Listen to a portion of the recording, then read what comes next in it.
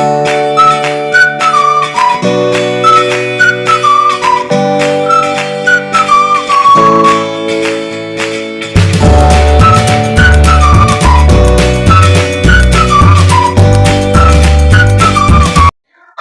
guys, welcome to mister Nitish kitchen. இன்னைக்கு நம்ம என்ன ரெசிபி செய்ய போறோம்னா, ரெஸ்டாரண்ட் ஸ்டைல்ல வீட்லயே ஈஸியா குயிக்கா எப்படி சன்னா மசாலா செய்யலாங்கிறத வாங்க வீடியோக்குள்ள போய் பார்க்கலாம்.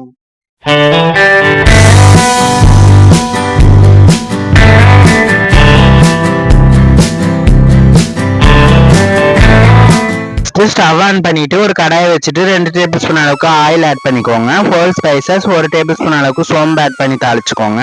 2 வெங்காயத்தை ஃபைன் பேஸ்டா அரைச்சி வச்சிருக்கேன். பச்சை ஸ்மெல் போற அளவுக்கு ஆட் பண்ணி நல்லா வதக்கிக்கோங்க. இப்போ 2 கொத்து கருவேப்பிலையை கிள்ளி சேர்த்துக்கோங்க, அப்பதான் வாசமா இருக்கும். இப்போ 2 டேபிள் ஸ்பூன் அளவுக்கு இஞ்சி பூண்டு விழுதி சேர்த்து நல்லா பச்சை ஸ்மெல் போற அளவுக்கு வதக்கிக்கலாம். இப்போ ஒரு 4 தக்காளியை ஃபைன் பேஸ்டா அரைச்சி வச்சிருக்கேன், அதையும் பச்சை ஸ்மெல் போற அளவுக்கு ஆட் பண்ணி நல்லா வதக்கி எடுத்துக்கோங்க. இப்போ கொஞ்சமாக கல் உப்பு சேர்த்து மிக்ஸ் பண்ணி எடுத்துக்கோங்க. நான் வேக வச்ச கலையில் உப்பு போட்டிருக்கேன், அதனால் பார்த்துட்டு போட்டுக்கோங்க. இப்போ வீட்டில் அரைச்ச குழம்பு மிளகாய் தூள் இருக்கு இல்லையா, அது 1 டேபிள் ஸ்பூன் அளவுக்கு ஆட் பண்ணிக்கோங்க. இப்போ வேக வச்ச சன்னாவை ஆட் பண்ணிக்கலாம். 8 மணி நேரம் ஊற வச்சு வேக வச்சுருக்கேன், அதையும் ஆட் பண்ணி நல்லா மிக்ஸ் பண்ணி எடுத்துக்கோங்க. இப்போ ஆச்சி சன்னா மசாலா இருக்கு இல்லையா, அதை கொஞ்சமாக ஆட் பண்ணி மிக்ஸி அலசின தண்ணியை கொஞ்சமாக ஊற்றி மூடி போட்டு ஒரு 10 நிமிஷம் கொதிக்க விடுங்க. இப்போ 10 நிமிஷம் ஆயிடுச்சு.